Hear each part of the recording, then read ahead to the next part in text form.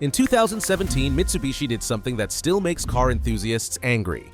They took the Eclipse name, a nameplate with decades of sports car heritage, and slapped it on a crossover. The Eclipse Cross wasn't just another forgettable SUV. It was a symbol of everything Mitsubishi had become, a company that would rather chase trends than honor its legacy.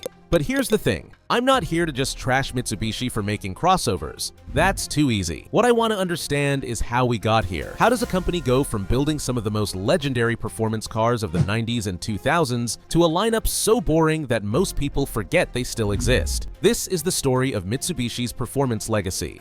What made it special, what killed it, and why it matters that it's gone. Let's go back to when Mitsubishi actually meant something to enthusiasts, the glory days. If you grew up in the 90s and early 2000s, Mitsubishi wasn't just another car company. They were the real deal. While other manufacturers talked about performance, Mitsubishi was out there proving it in the most demanding environments possible. The Mitsubishi Pajero dominated the Dakar Rally, the most brutal off-road race on the planet. They won it 12 times. 12. That's not luck. That's engineering excellence and the kind of relentless development that creates genuine expertise. But rallying is where Mitsubishi really built their legend. The Lancer Evolution wasn't just a rally car that you could buy for the street, it was a homologation special that kept getting better with each generation. Tommy Mäkinen won 4 consecutive World Rally Championship titles in EVOs from 1996 to 1999. These weren't just fast cars, they were giant killers that could embarrass machines costing twice as much. And here's what made Mitsubishi special. They actually brought that technology to the streets in a way that normal people could access. The Lancer Evolution wasn't some $100,000 supercar. It was a sedan that looked almost boring from certain angles, but it had all-wheel drive, a turbocharged engine, and handling dynamics that came directly from rally stages. You could daily drive an Evo, then take it to a track day and run down Porsches. That's intoxicating. But the Evo wasn't alone. The 3000 GT VR-4 was Mitsubishi's technological showcase. Active aerodynamics, all-wheel steering, adjustable suspension, twin turbos. It was almost too complex, packed with every piece of technology Mitsubishi could think of. It was heavy and expensive to maintain, but it proved Mitsubishi could build a legitimate GT car. Then there was the Eclipse. The first and second generation Eclipse GSX gave you turbocharged all-wheel drive performance in an affordable, stylish package. These weren't the fastest cars in a straight line, but they were accessible and tunable. The third gen moved to front-wheel drive and lost some of the plot, but it was still a coupe that people actually wanted. And let's talk about the cultural moment. The original Fast and Furious movie came out in 2001, and what was Brian O'Connor's first car? A 1995 Mitsubishi Eclipse. That movie introduced millions of people to tuner culture, and the Eclipse was right there at the center of it. Mitsubishi didn't just make performance cars, they were part of a cultural movement. This was Mitsubishi's peak. They had credibility. They had cool cars that normal people could actually buy. They had a performance image that was earned through actual competition, not just marketing. And then it all started falling apart. The beginning of the end. The warning signs started appearing in the early 2000s. In 2000, Mitsubishi got caught in a massive scandal. They'd been covering up customer complaints about defective vehicles for decades, literally decades. They were systematically hiding recalls and safety issues. When it came out, the reputational damage was severe. Then Daimler Chrysler, who owned a stake in Mitsubishi at the time, pulled out in 2004 after pouring billions into the company. That's never a good sign. When your partner gives up on you after investing that much money, it means the problems run deep. Sales were declining. The 3000 GT was discontinued in 1999 for the US market. It had become too expensive and complicated to justify. The Eclipse was hanging on, but each generation strayed further from what made the original special. The 4th gen Eclipse that arrived in 2006 was bigger, heavier, and had lost the plot entirely. It looked like it was trying to be a muscle car but didn't have the engine to back it up. But the Evo was still there. The Evo was still brilliant. Mitsubishi kept developing it, and each generation got better. The Evo 9 is still considered one of the best driver's cars ever made at any price point. The Evo X that arrived in 2007 moved to a more refined, sophisticated approach. It was faster and more capable, even if some purists missed the rawness of earlier models. As long as the Evo existed, Mitsubishi still had credibility with enthusiasts. Then came 2008. The global financial crisis hit automakers hard, but it devastated Mitsubishi. Sales collapsed. The company was hemorrhaging money. They needed a lifeline, and in 2016, Nissan bought a controlling stake in Mitsubishi Motors as part of the Renault-Nissan-Mitsubishi alliance. This wasn't a partnership of equals. This was a rescue. And rescues come with conditions. Killing the dream. The Mitsubishi Lancer Evolution X Final Edition was announced in 2015. That's a brutal name when you think about it. Final Edition, not Limited Edition or Special Edition. Final, as in this is the end. The last Evo rolled off the production line in 2016. With it went Mitsubishi's entire performance credibility. The car that defined them for 2 decades, the machine that proved they could compete with anyone, was dead. The Eclipse had already been killed off in 2012. Sales had fallen to the point where it didn't make sense to continue. The last generation sold fewer than 30,000 units in its best year. For context, the first generation Eclipse sold over 100,000 units in 1990 alone. The 3000 GT was long gone. The Galant VR-4, remember that, disappeared years earlier. Even the Montero, their rugged SUV with off-road credibility, was discontinued in the US market in 2006. By 2016, Mitsubishi's US lineup was the Lancer, now just a basic economy sedan, the Mirage, a genuinely terrible subcompact car, and the Outlander, a forgettable crossover. This is what survival mode looks like. The crossover pivot. Here's where we need to be fair to Mitsubishi, even if it hurts. The business reality is that they were dying. They weren't selling enough cars to justify continued existence. The performance models that enthusiasts loved weren't making money. They were expensive to develop, sold in small numbers, and attracted buyers who maintained them themselves rather than going to dealers. Meanwhile, crossovers were printing money for everyone who built them. Consumers were abandoning sedans and coupes in droves, moving to SUVs and crossovers. Mitsubishi looked at their options and made a choice: chase profits or chase enthusiast approval. They chose profits. Can you really blame them?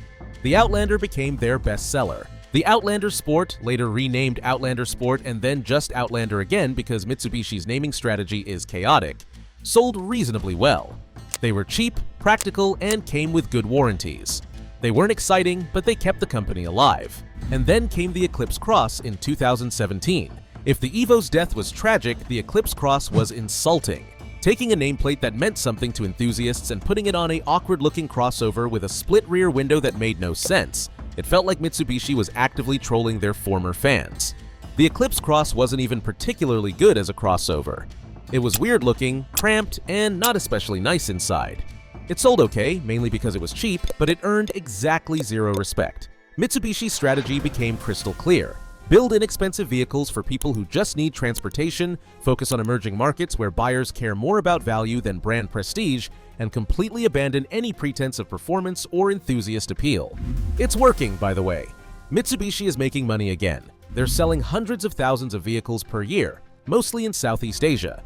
The Xpander, a small MPV you've never heard of because it's not sold in the US, is one of their best sellers. They're surviving. But they're surviving as an appliance brand. They're the automotive equivalent of a generic store brand product. It'll do the job, but there's nothing special about it. The Nissan problem. The partnership with Nissan was supposed to save Mitsubishi, and in terms of keeping them alive, it did. But it also meant Mitsubishi lost even more of their identity. The Outlander Sport is now essentially a Nissan Rogue Sport with different badges. Platform sharing makes business sense. It reduces development costs dramatically, but it also means Mitsubishi isn't really Mitsubishi anymore. They're Nissan's budget brand. And that raises an uncomfortable question. What's the point of Mitsubishi? If they're just rebadging Nissan products and selling them slightly cheaper, why do they exist as a separate brand? Badge engineering killed Pontiac and Mercury at GM and Ford. It's hollowed out Mitsubishi's identity to the point where I'm not sure what they stand for anymore. Compare this to Mazda's trajectory. Mazda was also struggling in the late 2000s. They also faced pressure to abandon their identity and just become a value brand. But Mazda made a different choice. They bet everything on their Skyactiv technology and their design philosophy. They committed to making engaging, driver-focused cars even when everyone said sedans and small cars were dead. It's working. Mazda has rebuilt their reputation as a brand that makes cars people actually want to drive. They're still not huge, but they're respected. They stand for something. Mitsubishi could have made that choice. They had the engineering talent. You don't dominate rally racing without it. They had heritage that people cared about. But they chose survival over identity, and now they're a company that exists mainly to give Nissan another brand to sell through what we lost. Here's what bothers me about Mitsubishi's decline. It's not just that they stopped making fun cars, it's that they stopped trying to make cars that create emotional connections. The Lancer Evolution wasn't just fast, it was special. It was a car that made you a better driver because it rewarded skill and punished laziness. It had character. People built relationships with their Evos, they modified them, tracked them, maintained them meticulously. That's not just about performance specs, that's about making something that matters to people. And Mitsubishi gave up on that entirely. Their current lineup is designed to be transportation appliances. There's no passion in it. There's no attempt to make something that someone might love. It's just vehicles that fulfill basic needs. I get the business logic, I really do. But the car industry needs companies that take risks and build things that don't make perfect business sense. We need some irrationality in the pursuit of driving enjoyment. Otherwise, everything becomes a beige crossover with a CVT. Mitsubishi proved they could compete with the best. The Evo X in its final years was going toe-to-toe with the Subaru WRX STI, the BMW M3, even the Porsche 911 in certain contexts. That's insane when you think about it. A Mitsubishi sedan keeping pace with Porsches. That meant something. And now they make the Mirage, a car so depressingly bad that it's become a punchline.